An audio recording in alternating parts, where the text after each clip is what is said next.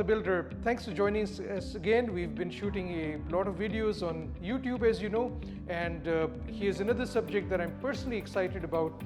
This is something that a lot of us haven't experienced before. It's somewhat intimidating at times.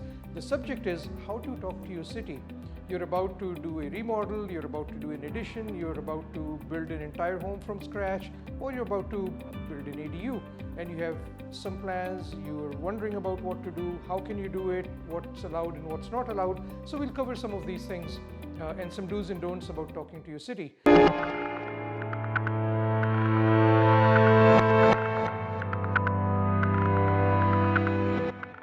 Regardless of what you're doing, whether you're doing an addition, a remodel, building an entire home, or building an ADU, the most important thing is understand your city's rules and follow your city's rules. Why is that? The city has come up with a set of rules that have been approved by certain parts of the city government. You have to stick to those rules, you have to understand those rules.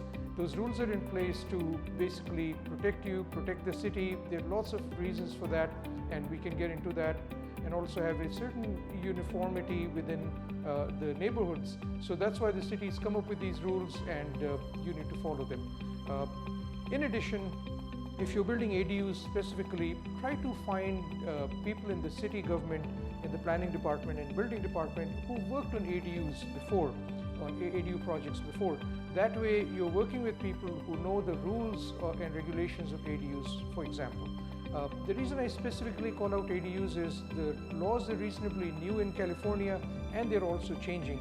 So as the laws change about ADUs, your city people will keep track of it.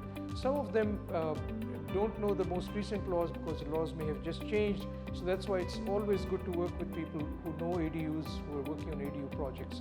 That's important. So if you just ask around, you can ask your planner, hey, have you worked on an ADU project before? Or ask other folks, ask your architect or designer if they've worked with city folks who've worked with ADUs, and that way you can find the right people who know what's going on with the rules and regulations of ADUs. Secondly, show all the relevant details in the plans.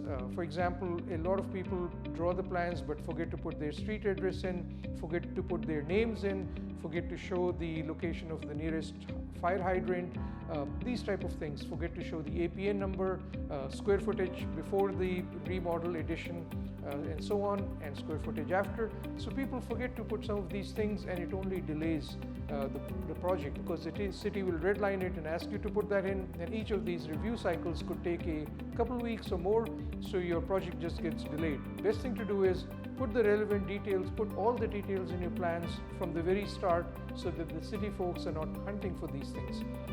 And then at each stage, understand your city requirements. There's certain requirements the planning department has, there's certain requirements the building department has, and then if you're working with the public works department, they have their own requirements too. A lot of cities are good about putting these requirements on their websites, so understand that. There's some checklists on the websites, understand those, so you know exactly what each of these departments is asking for. And then also understand the list of each of the documents that each of these departments needs as you work with them.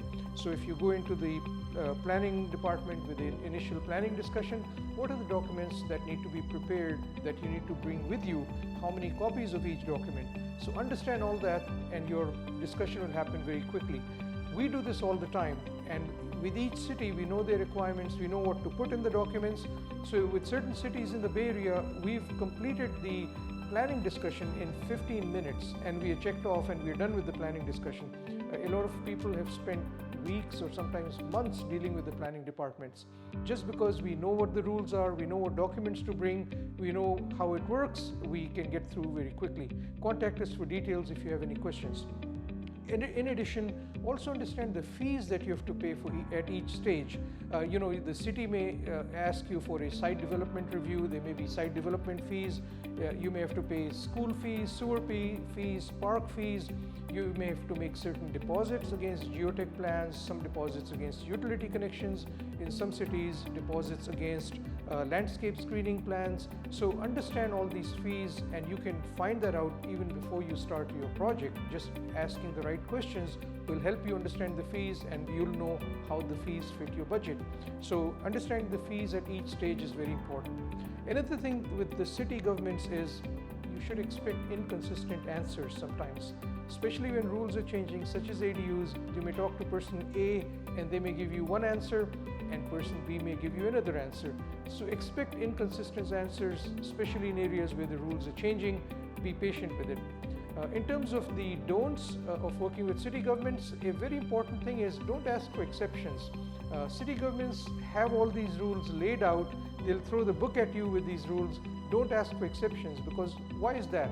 If I ask for exceptions today and they're granted, tomorrow somebody else will come and they'll ask for a different set of exceptions. You don't want to be in that situation, because everyone else comes in and they ask for a different set of exceptions, and the city doesn't want to be in this position. Who do we give an exception to? Who do we not give an exception to? That creates a mess. So the simplest thing the city guys do is don't give exceptions to anyone. So the thing that works in your interest is conform to the rules, don't ask for exceptions, don't lose your patience, and your plans will get through and put the right details in the plans. So we've covered a lot today. How do you talk to your city? How do you work with the planning and building departments, and how you make sure it's a smooth process, what to do, what not to do. Hopefully you found this useful. Subscribe to our videos on YouTube. Make sure and ring the bell so you're notified of any new videos that we post. I'm Kamal the Builder. Come build with me.